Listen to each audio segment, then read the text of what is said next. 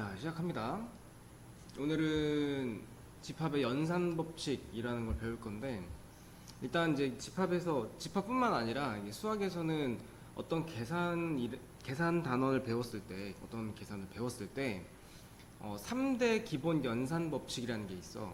그게 뭐냐면 교환 법칙, 결합 법칙, 분배 법칙이야. 우리가 이제 덧셈이나 곱셈 같은 경우에 대해서 교환 법칙이나 결합 법칙, 분배 법칙이 자유자재로 쓰인다라는 거는 우리가 익히 알고 있고, 그리고 여지까지 많이 배웠었어.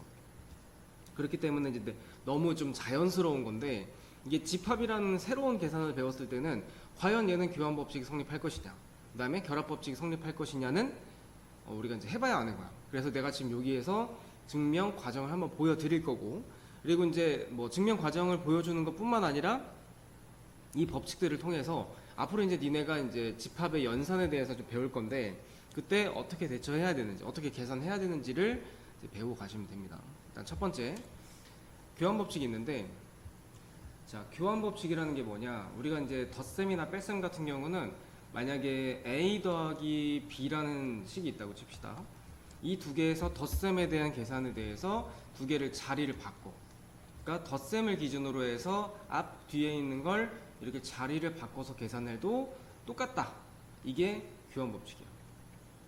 그러니까 교환 법칙이라는 거는 이제 앞으로는 내가 지금 여기서 설명을 해줬으니까 맘대로 그렇게 해도 돼. 그래서 우리가 여기까지 덧셈에 대해서 이렇게 막 자유자재로 덧셈을 자리를 바꿔도 되는 거거든. 자, 근데 집합에 대해서는 자 보시면 합집합이 A 합집합 B는 B 합집합 A다 라고 돼 있죠. 그러니까 A하고 B에 대해서 합집합은 자리를 내 맘대로 바꿔도 된다, 이 얘기야. 그 다음에 이제 뒤에 보시면은 교집합, A 교집합 B와 B 교집합 A는 같은 거다. 이것도 역시 내 맘대로 A, B의 위치를 바꿔도 된다. 이게 이제 교환 법칙이야. 자, 두 번째는 결합 법칙인데, 결합 법칙은 이제 집합이 3개 이상일 때. 자, 보세요. 결합 법칙이라는 거는 지금 이 상황에서 왼쪽에 있는 거는 A 합집합 B를 먼저 계산을 하고, 그 다음에 이걸 계산을 하라는 뜻이야. 근데 왼쪽에 있는 거, 오른쪽에 있는 거는 B 합집합 C를 먼저 하고, 그 다음에 왼쪽 거를 하라는 얘기야. 그러니까 A, B, C 계산 순서에는 상관이 없다. 내 맘대로 계산의 순서를, 자리를 바꾸는 게 아니라 순서를 바꿔도 된다는 얘기야. 이게 이제 결합 법칙이야. 합집합은 이게 이제 가능하고요. 뒤에 보시면 교집합 내용 있죠? 교집합도 마찬가지예요. A 교집합 B랑 C, 그 다음에 A 교집합에 B 교집합 C가 있었을 때 마찬가지로 얘네 먼저 하고 이걸 하나, 뒤에 거 먼저 하고 앞에 거를 계산을 하나, 계산 결과에는 뭐 달라지는 게 없다. 그래서 이제 순서를 내 맘대로 바꿔서 계산해도 된다는 얘기야. 자, 사실은 뭐 이렇게 크게 와닿는 게 별로 없죠. 문제는 분배 법칙인데, 이 분배 법칙이 아주 중요합니다. 자, 분배 법칙이라는 거는 이 괄호가 있죠. 이 괄호가 있을 때 이 괄호 바깥에 A 합집합이라고 써 있는 거 있지. 이 A 합집합을 이 괄호에다가 이렇게 하나씩 나눠주는 거야. 그럼 어떻게 되냐면 A 합집합 B 여기다 나눠주게 이렇게 되고요. 그 다음에 뒤에다 나눠주는 거는 A 합집합 C가 돼. 그럼 이제 B랑 C 가운데가 이제 교집합이잖아. 그러니까 이 사이에는 이렇게 교집합을 써주는 방법이야. 이거를 뭐라고 하냐면 분배 법칙이라고 하는 거야. 그러니까 합집합이랑 교집합에 대해서만 이게 가능해요. 밑에도 마찬가지입니다. A 교집합이 이렇게 있잖아. 그럼 여기다 이제 B랑 C에다가 이제 분배를 해주는 거야. 그러면 A 교집합 B, 뒤에는 A 교집합 C가 되겠고, 가운데는 이제 합집합이었죠. 이렇게 되는 게 이제 분배 법칙이다. 중요한 건 뭐냐면 이 분배 법칙이 왼쪽에서 오른쪽으로 이렇게 나눠주는 방법도 물론 중요하겠지만, 이게 그 집합의 연산에서는 상호 방향으로 같이 움직이는 게 좀 중요해. 이게 무슨 말이냐 봐요. 반대의 경우 한번 봅시다. 여기 지금 이런 상황에서 얘를 조금 더 간단하게, 그러니까 분배 법칙의 역순으로 계산을 할 수가 있거든. 이제 그걸 우리가 따지려면은 왼쪽이랑 오른쪽에 똑같은 계산이 있는지를 봐야 돼. 여기 보시면 이제 A 합집합이라는 계산이 있죠. 그럼 얘를 A 합집합으로 인수분해하듯이 이렇게 묶어요. 자, 그러면 A 합집합을 묶어갔으면 여기 이제 B가 남지. 그리고 가운데는 이제 교집합이고, 그 다음에 오른쪽에서는 A 합집합을 묶어갔으면 C가 남겠죠. 그러니까 공통인 거를 밖에다가 빼놓고 나머지를 뚜루룩 쓰면 돼. B 교집합 C 이렇게. 그래서 상황에 따라서 이거를 이제 분배를 해서 계산을 하는 게 더 쉬울 때도 있고, 그 다음에 얘처럼 이렇게 묶어서 계산을 하는 게 조금 더 쉬울 수도 있어. 이건 문제 상황을 좀 봐야 됩니다. 그래서 분배 법칙은 양방향으로 자유자재로 이제 할 수 있어야 돼. 반대로 한번 볼까요, 이거? 얘 같은 경우는 A 교집합이 공통이죠. 그럼 이제 A 교집합을 왼쪽에 써주시고, 그 다음에 남는 거 B의 합집합에 이제 C가 쓰게끔. 그래서 이 계산이 더 쉬우면은 굳이 이렇게 하지 않고 이렇게 풀고, 만약에 이 계산이 좀 더 쉽다, 간단하게 나온다, 그러면 이제 이 계산으로 해야 되는 거야. 그래서 연산이라는 걸 배울 건데, 그 연산의 가장 기본적인 내용이 이 3대 법칙이다 라는 내용입니다. 자, 다음 배울 법칙은 드모르간 법칙이야. 3대 법칙은 모든 연산에서 기본적으로 다 이루어지는 연산이야. 그렇기 때문에 기본적인 내용이라서 다룬 거고, 드모르간 법칙은 집합만의 특징인 거기 때문에 요거는 좀 알고 있어야 돼. 굉장히 중요합니다. 자, 드모르간은 뭐냐면 사람 이름이에요. 사람 이름인데 얘가 이제 발견한 방법이 뭐냐? 일단 볼게요. 1번에서는 이제 얘랑 얘가 같다라고 돼 있지. 이걸 어떻게 생각을 하면 되냐? 보세요. 이 여집합 표시잖아? 여집합을 하나씩 이렇게 나눠주는 거예요. 분배. 그럼 여기에는 A에다가 여집합을 분배하기 때문에 이렇게, B도 마찬가지로 B에다가 여집합을 분배하기 때문에 이렇게 써주고, 중요한 건 이 가운데 합집합 또는 이제 교집합이 들어갈 수 있잖아? 합집합에다가 이 여집합을 계산을 하면 교집합이 돼. 반대로 교집합에다가 이걸 분배를 해주게 되면 합집합이 돼요. 꼭 써놔야 돼. 그래서 합집합이 이제 교집합으로 바뀐다. 그러니까 이런 내용인 거야. 그래서 결국 얘랑 같던데, 자 보세요. 우리는 지금 이걸 방금 배웠잖아. 근데 이게 같다라는 사실을 우리가 어떻게 하냐면은, 자, 내가 집합 풀 때 어떻게 하랬냐? 잘 모르겠다. 그럼 무조건 벤다이어그램이야. 보세요. 자, 왼쪽에 있는 걸로 한번 봅시다. 우리가 A 합집합 B면 여기죠. 합집합. 근데 그거의 여집합이지. 그럼 우리가 이건 내가 외우라 그랬었어. 1번, 2번, 3번, 4번 중에 몇 번에 해당하냐? 4번에 해당하죠. 그래서 이제 왼쪽에 있는 거는 이렇게 색칠할 수 있는 거야. 자, 그럼 얘 한번 볼까요? 얘도, 자, 오른쪽 거는 A의 여집합. 자, A의 여집합은 오른쪽으로 이제 빗금을 한번 그어볼게. 자, B의 여집합은 이제 왼쪽으로 한번 빗금을 그어볼게. 자, 이렇게 되겠죠? 그러면 이제 이 두 개의 교집합이니까, 교집합의 개념이 뭐였었지? 두 개가 겹치는 거. 그럼 겹치는 부분이 어디냐면 이 바깥쪽이죠? 여기 바깥쪽.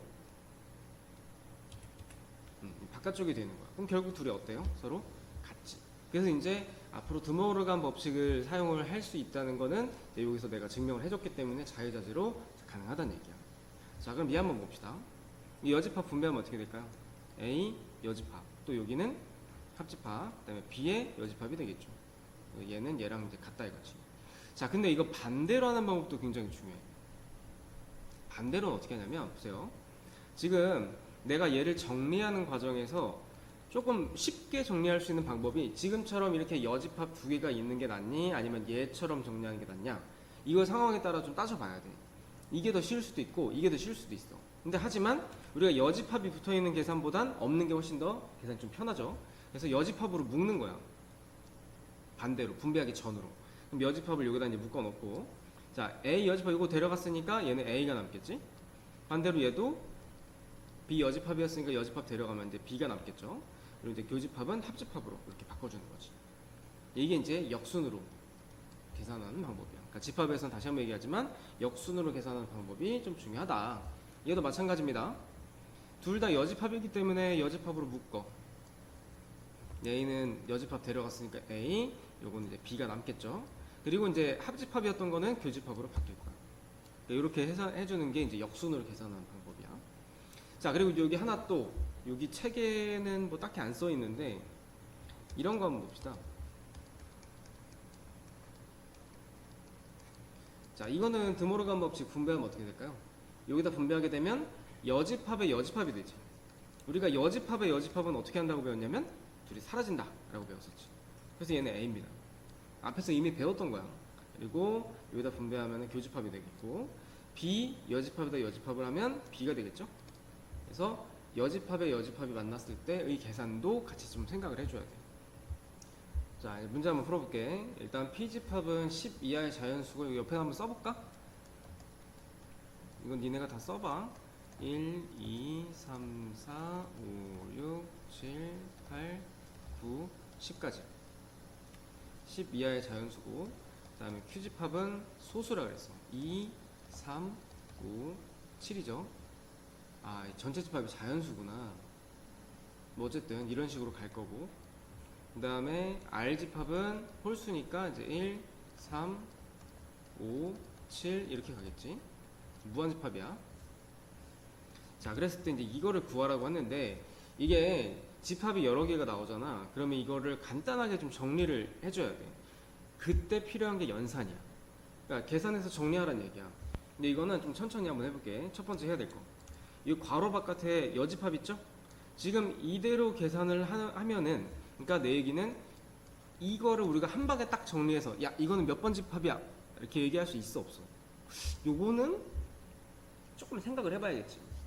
이거보다는 이거 드모르간 법칙 분배를 한번 해볼게. 여기다 분배하면은 P 여집합의 여집합이니까 그냥 P가 되겠지. 그 다음 여기다 분배하면은 합집합은 교집합이 되겠고, 그 다음 여기다 분배하면은 Q의 여집합이 돼. 일단 요것만. 그래서 이제 이거는 우리가 저번 시간에 배웠어. 이게 뭐죠? 우리가 교집합에 여집합 나오는 걸 뭐라고 한다 그랬지? 차집합이라고 한다 그랬지? 그래서 얘는 P 차집합 Q가 되는 거야. 자, 그래서 이제 요거 집합 한번 구해볼까요? 자, P 차집합 Q는 어떤 개념이었지? P의 입장에서 Q와 겹치고 난 걸 뺀 거, 빼고 남은 거를 구하라는 얘기지. 이제 P집합 입장에서 2, 3, 5, 7, 2, 3, 5, 7만 10가지 중에 소수기 때문에 걔 빼고 남은 걸 한번 쭉 써보자면 1, 4, 6, 8, 9, 10이 되겠죠. 자, 요게 이제 P차집합 Q야. 여기까지. 그 다음에 두 번째, 그러니까 얘 이제 이렇게 드모르간 법칙을 이용해서 분배해서 간단하게 정리해 주는 게 연산이라고. 자, 그 다음 여기까지 정리한 집합이 이거야. 이 집합에서 R집합을 빼래. 다시 한번 얘가 기준입니다. 요거 얘를 기준으로 해서 R과 겹치는 걸 빼고 남는 거를 쓰는 거야. 겹치는 게 뭐 있습니까? 일단 R집합은 홀수잖아. 그러면 겹치는 게 1, 9밖에 없네, 그지? 그래서 1, 9가 겹치기 때문에 그거 빼고 남는 걸 한번 써보자면 정답은 4, 6, 8, 10이 되겠죠. 요거 이제 모든 원수의 합 구하라 했으니까 다 더하시면 되겠죠. 자, 이제 이 연산을 통해서 증명하는 방법이 나왔어. 자, 증명 문제는 학교에서 시험 내기에는 조금 무리가 있죠. 근데 보통 이제 증명 문제라고 하면은 이제 빈칸 뚫어서 나오는 문제인데, 그러니까 사실은 이거는 나 다 알고 있어야 된다고 생각해. 만약에 이 집합에서 증명하는 거를 좀 어렵다, 잘 모르겠다 싶으면 지금 방학 때 좀 빡시게 준비를 해야 되고, 이게 이제 문제집들마다 다 그 문제에 대한 풀이가 있을 거 아니에요? 풀이를 하나하나 보시면서 여기에서 여기로 넘어갈 때 뭘 한 거지? 어떤 법칙을 이용한 거지? 어떻게 해서 간단해진 건지? 이거를 다 니네가 알고 있어야 돼. 자, 한번 볼게요. 일단, 자, 여기서 이제 그 기억하셔야 될 거. 우리가 이제 연산이라고 하잖아요. 연산을 이용해서 정리해봐, 뭐 증명해봐 라고 하잖아. 차집합은, 다른 건 모르겠는데 차집합은 연산이 아니야. 그러니까 연산이라고 하면은 합집합, 교집합, 여집합 딱 세 개야. 그것들로 정리해서 간단하게 할 수 있는 거지, 차집합 같은 경우는 연산을 통해서 정리할 수가 없어요. 그래서 어떻게 하냐? 우리 차집합 배웠지? 차집합 나오면 어떻게 하라 했지? 교집합에 여집합으로. 그러니까 차집합 대신에 이 두 개가 이제 등장하면 되니까. 그러니까 이걸 외우라 그랬었어. 자, 그래서 일단 한번 볼게요. 여기 이 부분이 이제 차집합이잖아. 그러면 이제 이거를 하나의 큰 괄호 하나의 집합이라고 생각했을 때 A의 교집합에 괄호 있고 이거의 여집합으로 생각할 수 있지. 자, 다시 한번 어떻게 하라고요? 차집합 앞에 있는 거 교집합, 뒤에 거의 여집합이야. 그러니까 앞에 있는 거는 A였고 교집합, 뒤에 있는 거는 이렇게 좀 길지만 이렇게 돼 있고의 여집합이란 말이지. 그래서 이거를 계산을 해야 이제 좌변이 되는 거야. 자, 그러면 분배 한번 해볼까요? 이게 지금 이제 계산을 그 다음 거 하려면, 그러니까 지금은 이제 차집합을 바꾼 거고, 차집합 정리한 거고, 그 다음에 이제 요 괄호에 바깥쪽에 여집합이 있잖아. 그러면은 얘를 한번 분배를 해볼게요. 그럼 여기서 쓴 건 뭐야? 드모르간 법칙이죠. 여기다 분배를 하면 B 여집합에 합집합에 C 여집합이다. 이렇게 되는 거지. 정리가 됐고, 그 다음은 이제 이런 형태로 만들어주기 위해서는 요걸 분배를 해줘야 돼. 한번 분배해볼게. 여기서는 분배 법칙. 분배해보게 되면은 A 교집합에 B 여집합. 그 다음에 이거 꼭 괄호 해야 돼. 가운데는 합집합에. 그 다음에 여기다 분배하면은 A 교집합에 C의 여집합. 이렇게 되는 거야. 자, 그랬을 때, 우리가 이제 교집합의 여집합을 뭐라고 한다 그랬죠? 교집합의 여집합을 차집합이라고 한다 그랬지. 얘는 이제 차집합으로 바꿀 수 있는 거야. 그리고 마찬가지로 이쪽도 교집합의 여집합이니까 A 차집합의 이제 C다. 이렇게 정리할 수 있는 거다. 그래서 이제 이게 되는 거야. 물론 이 문제가 어려울 수밖에 없어. 왜냐면은 연산 자체 어렵거든요. 증명도 당연히 어렵지. 근데 특히 얘는 답이 딱 정해져 있어서 이걸 맞춰줘야 돼. 변형을 해서. 또 어찌됐든 간에 우리가 이제 필요에 따라서 이 상황에는 어떤 걸 해야 되고 무슨 계산을 해야 되고 이런 거를 좀 터득을 할 필요가 있으니까 연습이 분명히 필요합니다. 이거 그냥 패스하지 마시고 대표 문제 꼭 한번 풀어보시고 다 이해를 하고 넘어갔으면 좋겠어. 자, 그 다음 두 번째 거. 자, 왼쪽부터 한번 봅시다. 다시 한번 차집합 어떻게 하라고요? 차집합 교집합에 여집합으로 바꾸라 했지. 그래서 얘는 이렇게 바뀝니다. 요것만.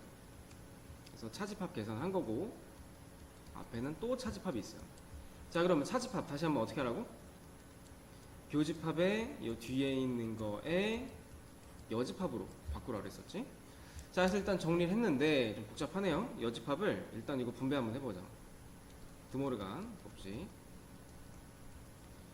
요거를 이제 분배를 하면 앞에 거는 바뀌는 거 없고 B의 여집합, 그 다음에 교집합은 합집합으로, 그 다음에 여기는 C의 여집합에 또 여집합이니까 그냥 C가 되겠죠. 이렇게 정리가 되겠고, 그 다음에 이제 괄호가 있고 요집합은 뭐 어떻게 정리가 안 되니까 얘를 이제 분배를 합니다.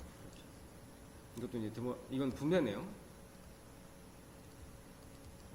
A 교집합에 B 여집합 따로 괄호해야 돼. 그 다음에 가운데 합집합이었고 뒤에는 A 교집합 C가 되는 거지. 그래서 답을 보니까 이 뒷부분은 뭐 이제 끝이죠. 더 할 게 없고, 얘는 뭐냐, 교집합의 여집합을 뭐라고 한다고요? 차집합이라고 한다 그랬지. 그래서 여기까지 정리할 수 있죠. 자, 보세요. 여기까지 내가 지금 밑줄 친 부분을 우리가 연산의 방법을 통해서 정리를 해서 얘는 A다 라고 나와 있는 이 관계를 우리가 해석을 해줘야 돼. 그래서 얘네가 지금 말하는 관계가 뭐야? A랑 B랑 무슨 관계인데? 서로서야? 아니면은 뭐 A 교집합 B가 A야? A 합집합 B가 A야? 뭔지 모르잖아. 이걸 우리가 정리를 해줘야만 저렇게 바꿀 수 있는 거야. 한번 볼게요. 자, 첫 번째 일단 중괄호 앞에 한번 볼게요. 중괄호를 보시면은 여기에 A 합집합이라는 부분이 둘 다 동일하게 있지. 이럴 때는 우리가 분배 법칙의 역의 방법으로 이제 묶어주는 거야. 쉽게 말하면. 그래서 이것도 이제 굳이 설명하자면 이제 분배긴 합니다. 반대로 하는 거니까. 자, A 합집합으로 묶어. A 합집합으로 묶으시고 남는 거 여기는 이제 B가 남겠죠? 그 다음에 여기는 교집합, 뒤에는 B의 여집합이 남는단 말이야. 자, 이렇게 정리를 해주는 거야. 그런데 여기 한번 봐봐. 교집합의 여집합을 뭐라고 바꾼다고요? 우리가 차집합으로 바꾼다 그랬지. 자, 내가 아까 설명할 때 뭐라고 했냐면 연산할 때 차집합은 이렇게 바꿔야지 이걸 반대로 차집합으로 바꾸지 말라 그랬었잖아. 차집합은 연산이 안 되니까. 근데 얘 봐봐. 이거 차집합으로 바꿔버리면 얘는 B에서 B를 빼는 거지. 자기 자신에서 자기 자신을 빼면 남는 게 있겠어 없겠어? 없겠죠. 그래서 얘가 이제 공집합이야. 그래서 이거는 이제 굳이 이제 차집합이라는 방법을 통해서 정리했다를 알려주기 위해서 쓰는 겁니다. 그래서 결국 이 밑줄 친 부분이 공집합이 돼요. 자, 공집합은 그냥 더하기 0이랑 똑같은 거잖아. 그래서 A랑 공집합이랑 합쳤어. 그럼 뭘까요? 얘는 A가 되겠지. 더하기 0이잖아. 아무 타격이 없다고. 그래서 남는 게 얘란 말이야. 정리해보니까 좌변을 정리한 게 A 교집합 B고요. 얘가 이제 A가 되는 관계래. 자, 이거 저번에 설명해줬어. A 교집합 B가 A가 나왔다. 교집합은 어떤 개념이다? 둘 중에 더 작다라는 의미를 갖고 있지. 그러니까 A 집합이 더 작다는 뜻이야. 그러면 B가 이렇게 있고 A가 있으면 이런 식으로 B가 A를 포함하는, A가 더 작으니까 이런 관계인 거지. 얘에 해당하는 말을 한번 찾아봅시다. 1번 A 교집합 B는 B다. 이거는 B가 작다는 얘기죠? 이건 틀렸지. 자, 2번 A가 B를 포함한다. B가 더 큰데요? 반대죠? 틀렸고. 그 다음에 3번 A 합집합 B는 전체 집합이다. 이 말은, 자, 요거는 좀 적어줬으면 좋겠어. 이게 집합들마다 설명하는 뭐랄까 좀 특수한 상황들이 여러 가지가 나오거든. 니네가 딱 이거 보고 아 이거 이런 상황이네를 이제 외워야 된다 그랬었거든. 바로바로 튀어나와야 돼. 그걸 알기 위해서는 이 3번을 좀 알아야 돼. 3번은 뭐냐면요, 이런 그림이야. 자, 뭐가 다르죠? 우리가 보통 일반적인 그림은 이런 모양이지. 전체 집합이 존재한단 말이야. 근데 얘는 왜 전체 집합이 없어? 합집합 자체가 전체 집합이라서 이 4번 부분이 없는 거야. 아시겠죠? 3번은 합집합 자체가 전체가 되기 때문에 4번이 존재할 수가 없다. 그래서 이런 경우다. 어쨌든 아니죠. 우리가 필요로 하는 건 요거니까. 땡. 자, 4번. A에서 B를 빼면, 자, 지금 A가 B 안에 속해 있지. 더 작은 집합이란 말이야. 그 A 입장에서 뺀다면 B하고 겹치는 부분이 여기이기 때문에 빼버리면 남는 게 한 개도 없겠지. 이미 A가 B에 포함되어 있잖아. 그러니까 공집합이다. 맞죠? 자, 5번. 5번도 이거 꼭 적어주세요. 포스트잇 같은 데다 붙여놔야 돼. 얘네가 딱 이거 보고 아 이거 이렇게 하는 거네. 한 방에 알아야 돼. 봐봐. A 여집합의 합집합 B는 B다. 일단 우리가 얘를 정리할 수 있냐를 봐야 돼. 얘네 이거 정리할 수 있니? 정리 못해 이거. 어떻게 해야 되냐면 드모르간 법칙을 역으로 계산할 겁니다. 여집합으로 묶을 거야. 잘 봐. 여집합을 묶어버리면 이렇게 되겠죠. 얘는 이제 A가 되고요. 그 다음에 여기는 교집합으로 바뀌고, 중요한 거 얘 봐봐. B 입장에서는 아무것도 없었거든. 그러면은 여집합을 묶었다는 얘기는 이렇게 가야 돼. 여집합 하나 더 만들어주면 돼. 그러니까 여집합을 여기다 분배하면 여집합 두 번 생기니까 없어질 거 아니야, 그치? 그래서 어쨌든 간에 분배해서 B가 나와야 되기 때문에 얘는 B의 여집합이어야 돼. 자, 그러면 얘 한번 볼게요. 교집합의 여집합 우리가 뭘로 바꿀 수 있다? 차집합으로 바꿀 수 있다 그랬지. 이렇게 됩니다. A 차집합 B의 여집합이 이제 B가 된다. 이렇게 되는 거야. 그러니까 이거는 어떤 상황이냐? 얘는 딱히 뭐라고 설명하기 좀 애매하네요. 어쨌든 이 상황이 아닌 건 확실하죠. 자, 이제 지금부터는 집합 3개짜리가 나올 거야. 이 3개의 관계에 대해서 또 설명을 해줄 건데, 우리가 3개 집합은 지금 처음 보죠? 그래서 내가 조금 기본적인 내용부터 다시 한번 설명을 해줄게. 자, 그림을 쓸 만한 게 없네요. 자, 기본적으로 집합 3개짜리는 이 벤 다이어그램에서 3개의 그림이 나오게 돼 있어. 얘도 이제 기본적인 그림이 내가 지금 설명하고 있는 이것 뿐이고, 나머지는 이제 상황에 따라서 또 이제 얘도 집합이니까 달라질 수 있거든. 어쨌든 기본적인 그림은 얘다. 중요한 거는 각 영역들마다 얘가 뭘 설명하는지 이걸 좀 알아야 되거든. 자, 한번 볼까요, 여기? 나는 보통 이렇게 집합을 설명할 때 영역대로 잘 봐. A, B, C, D, E, F, G라고 보통 설명을 많이 하거든. 첫 번째, G가 뭘까요? G는 있잖아.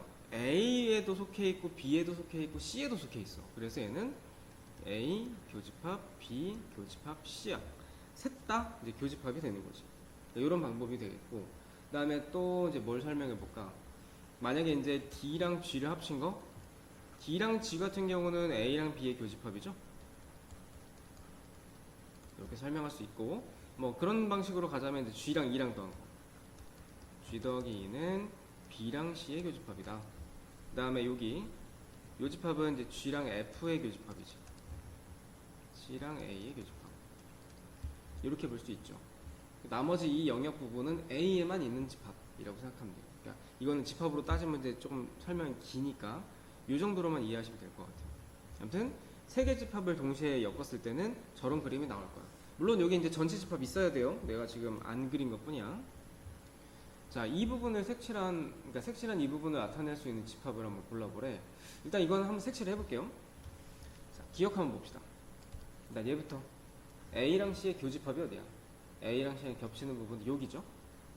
이거랑 자, 요 집합을 어떤 뭐랄까 X라는 집합이라고 생각해 봅시다. X 교집합 B의 여집합이면 이게 딱 보여야 돼, 니네. 교집합의 여집합이 뭐라 했지? 다시 한번 차집합이에요. 그러니까 X 집합이랑 B를 빼란 얘기야. 차집합. 그러면 이제 차집합의 개념이 뭐였지? 왼쪽의 집합 기준에서 오른쪽과 겹치는 부분을 빼고 남는 거라고 했었지. X 집합은 지금 여기 표시한 이거거든요. 이거에서 B랑 겹치는 게 여기야, 여기. 그거 빼고 남는 거야. 그럼 그거 빼버려봐. 그럼 여기만 남겠지. 그럼 맞네요, 그죠? 기억은. 그러니까 이런 식으로 해서 만약에 집합에서 연산으로 해결이 안 된다. 특히 이제 3개짜리 같은 경우는 연산하기가 매우 까다롭거든. 이럴 때는 벤 다이어그램에서 색칠해 보면 돼. 이건 할 수 있어, 그지? 니은 한번 볼까요? 니은 같은 경우는 A 교집합시 여기입니다. 왼쪽은 이거고. 그 다음에 3개의 교집합은 여기지. 그러니까 왼쪽 집합 입장에서 얘를 빼라는 거야. 왼쪽 집합은 이거거든. 거기에서 이 부분을 빼라는 얘기니까 결국 남는 게 뭐겠어? 여기겠죠? 다음 디귿. 디귿은 A 차집합 B, A 차집합 B면 여기죠. 그 다음에 C 차집합 B면은 C에서 B를 빼는 거니까 여기입니다.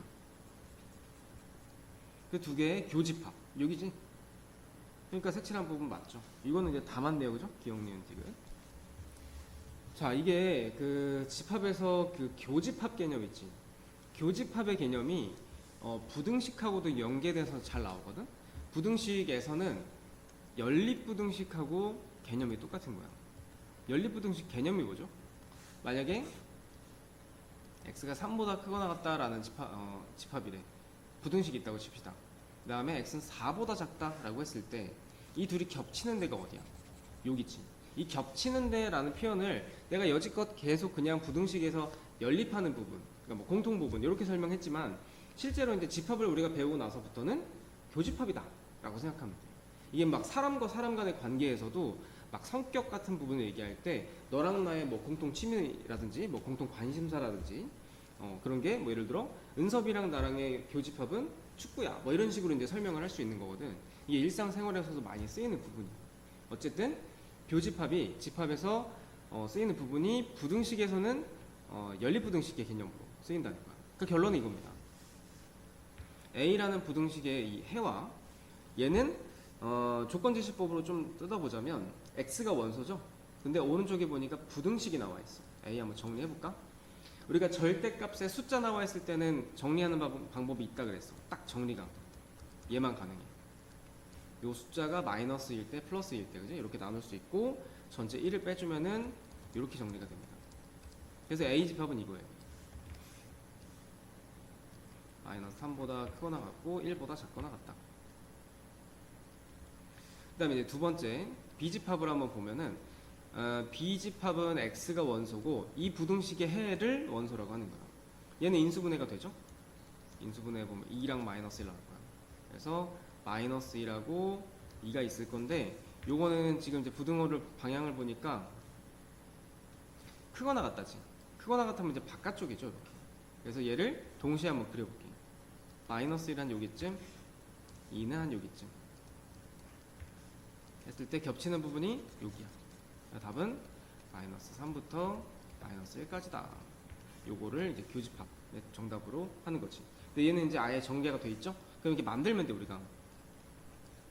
근이 마이너스 3과 마이너스 1인 거잖아. 그러면 이제 근이 그렇게 나오려면 식이 이렇게 돼야 되겠고, 최고차원 1이네요.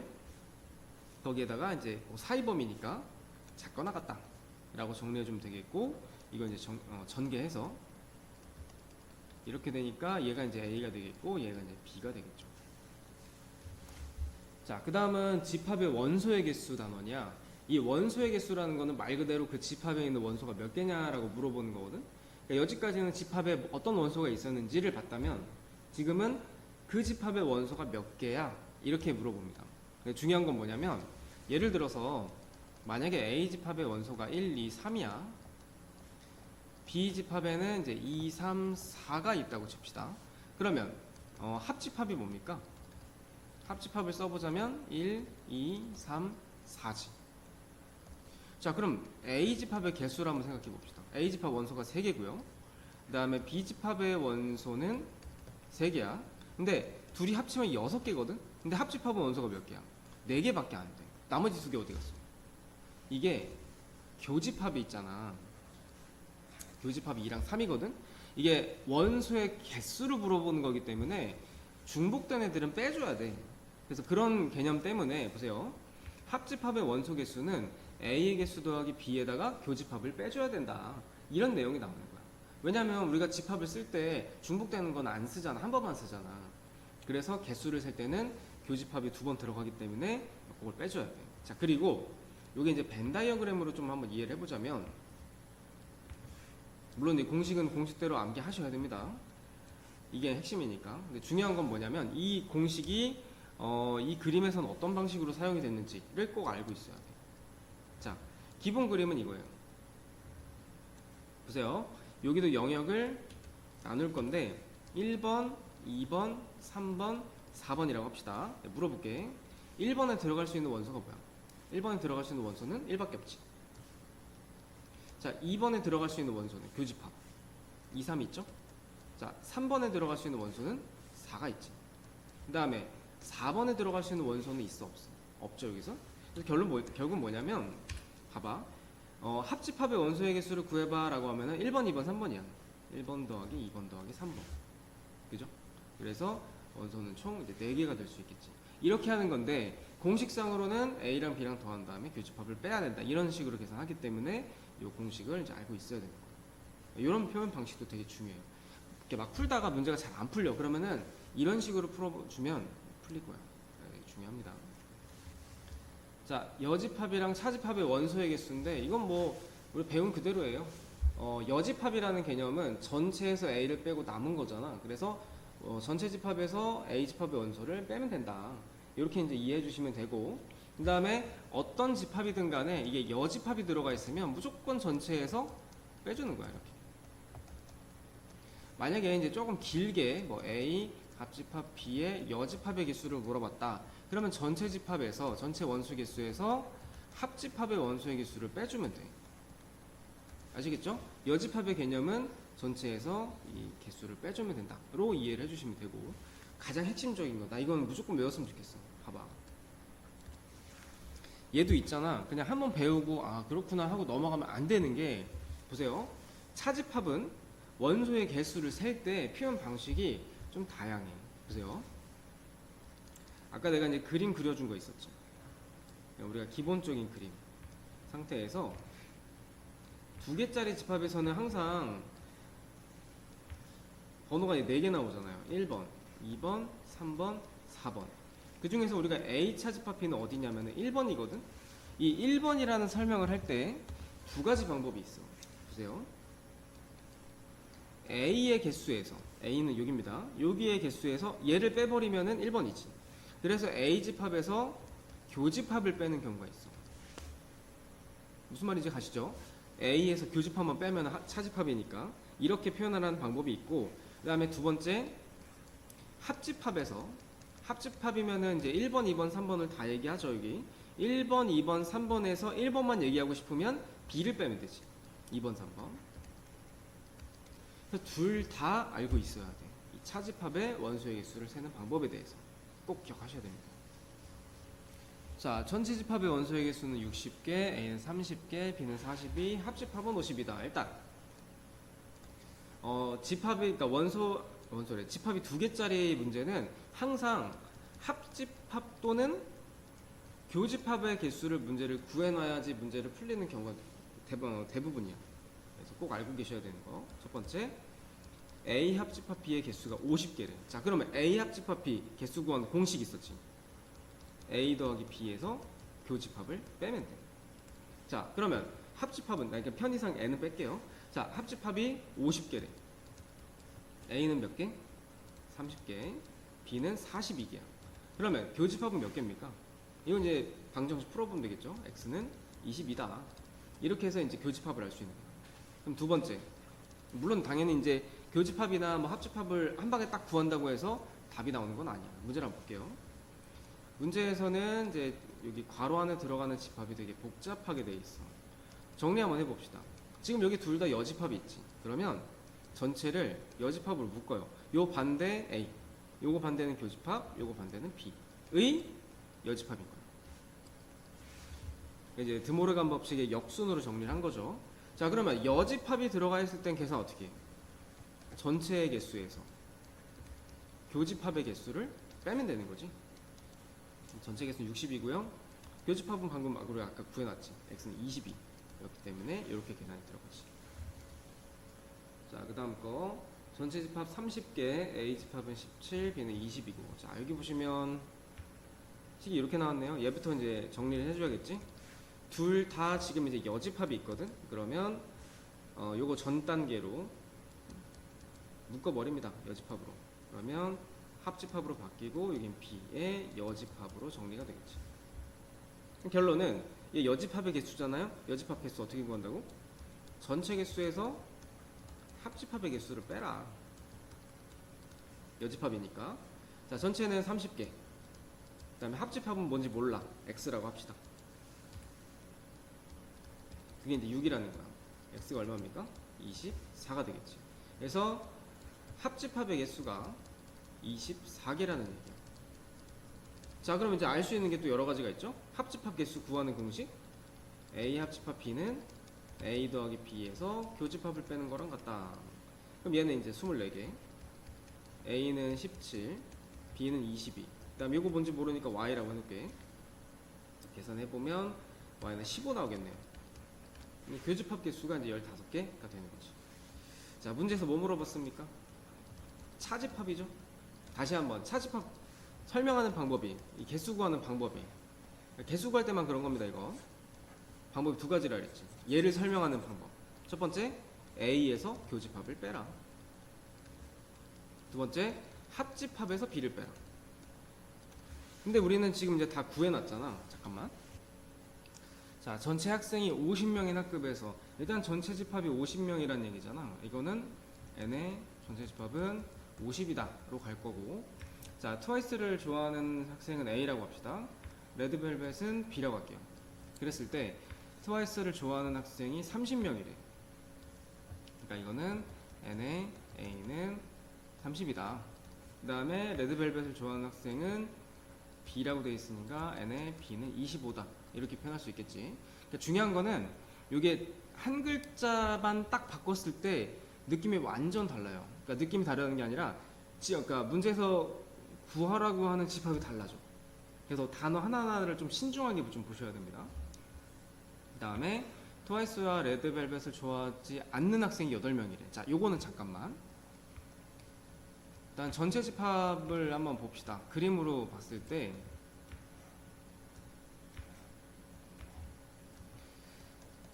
내가 한번 물어볼게. 이 문장은 1번, 2번, 3번, 4번 몇 번입니까?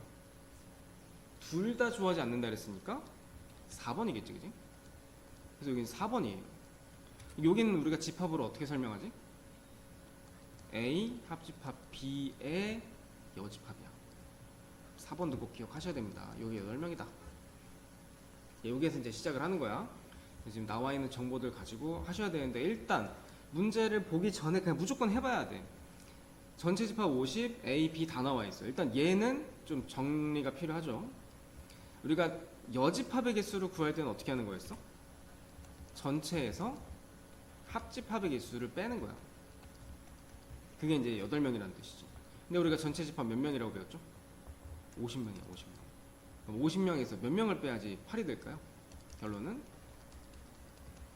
A 합집합 B는 42가 되는 거지.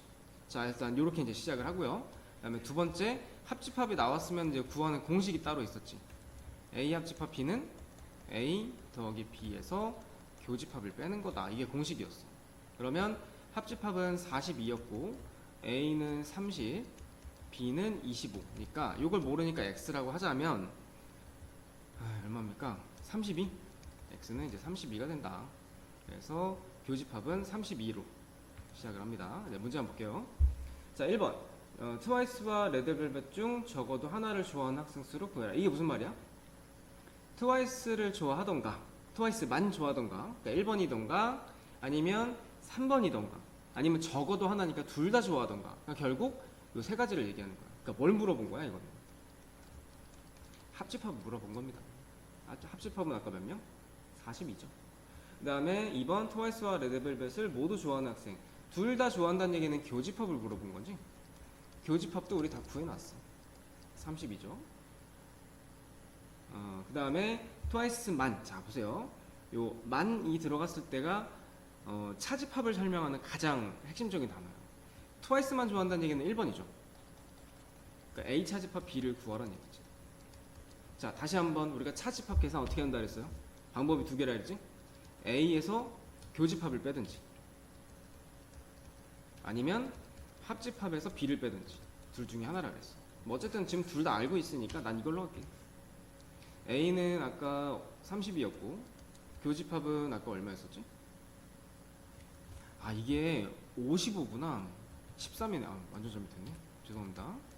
13, 여기도 13. 그럼 이제 13을 빼면 되겠죠? 그러면 이제 17이 되겠지. 자, 문제를 보시면은 전체가 40명이라고 돼 있고 전체 집합은 40. 자, 음악과 영화라고 돼 있어요. 음악을 좋아하는 학생들을 A 집합, 영화를 좋아하는 학생을 B 집합이라고 할게. 음악을 좋아하는 학생이 26명이래. N의 A는 26이다. 그 다음에 두 번째, 영화를 좋아하는 학생이 18명이래. N의 B는 18이다. 그러면 음악과 영화를 모두 좋아하는 학생 수의 최대값, 최소값을 구하래. 자, 봐봐. 일단 문제에서 물어본 건 뭡니까? A 교집합 B 아니야? 아니, 그러면 선생님 우리 여지까지 교집합을 어떻게 구했냐면은 합집합 공식으로 했었어, 그지? 합집합은 A 더하기 B에서 교집합을 뺀 거다. 그걸로 여지까지 풀었었거든. 근데 합집합이 없어. 그러면 교집합을 못 구하는 거 아닙니까, 그죠? 그래서 문제에서 학생 수가 몇 명이야를 물어본 게 아니라 학생 수의 최대값, 최소값을 물어본 거야. 이거는 외우셔야 돼요. 푸는 방법이 딱 정해져 있어. 그래서 요거에 대한 자세한 설명을 할 건데 한번 봐요. 자, 이 합집합이랑 교집합의 관계는 이래요. 우리가 이제 구하는 공식을 했잖아. 합집합은 A 더하기 B에서 교집합을 뺀 거다라고 이제 공식을 우리가 외웠었거든. 자, 그런데 봐봐. A랑 B는 우리가 방금 전 문제에서는 숫자가 정해져 있었어. A는 26이었었고 B는 18이었었거든. 얘네들은 상수값이야. 안 움직인다고. 그런데 얘네들은 아직 정해져 있지 않기 때문에 얘가 뭐냐에 따라서 얘가 바뀔 수 있고 반대로 얘가 뭐냐에 따라서 얘가 바뀔 수 있는 거야. 그래서 지금 이제 문제는 뭐냐? 이 교집합의 값이 이제 궁금한 거야. 이 x. 여기서 이제 관계를 하나 아셔야 되는 게, 잘 보세요. 교집합이 만약에 커지면 합집합은 작아져요. 왠 줄 알아? A 더하기 B는 상수값이라 했지. 정해져 있다고. 그 정해져 있는 값에서 교집합을 키워. 크게 만들어. 그럼 많이 뺀다는 얘기잖아. 그럼 그만큼 합집합은 작아지겠지. 여기서 많이 빼니까. 반대로 생각해봐. 교집합이 작아져. A 더하기 B는 정해져 있는데 거기서 조금만 빼는 거야. 그럴수록 합집합은 어떻게 되겠어요? 커지겠죠. 이 관계를 알고 있어야 되는 거야. 물론 외우는 것도 외우는 건데 상황을 좀 이해를 해줘야 된다고. 그래서 이런 관계를 통해서 따지는 건데, 자 봐요. 그럼 결국 정리 한번 해볼게. A 교집합 B의 최대값은 합집합 입장에서는 뭡니까? 최소값을 물어보는 거야.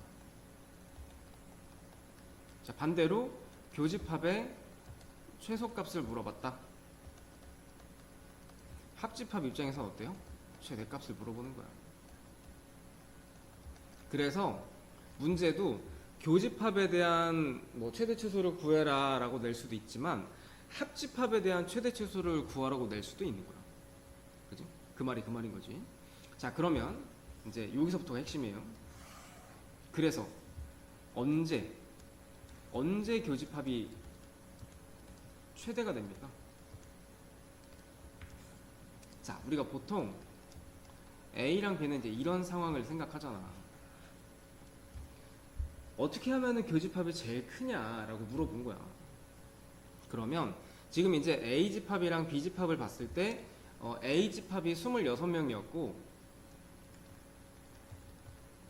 B집합이 18명이거든? 그러면은 굳이 따져보자면 B집합이 원소 개수가 훨씬 더 작죠. 그러면 교집합이 최대다. 그냥 말 그대로 많이 겹치게 만들면 돼. 최대한 많이 겹치게 만들면 둘 중에 더 큰 집합인 원소가 더 많은 집합인 A 안에 B가 이렇게 쏙 들어가면 요거 자체가 그냥 다 교집합이 된다고.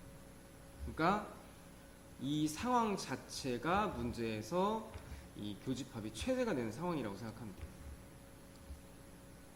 A집합이 B집합을 포함할 때 1대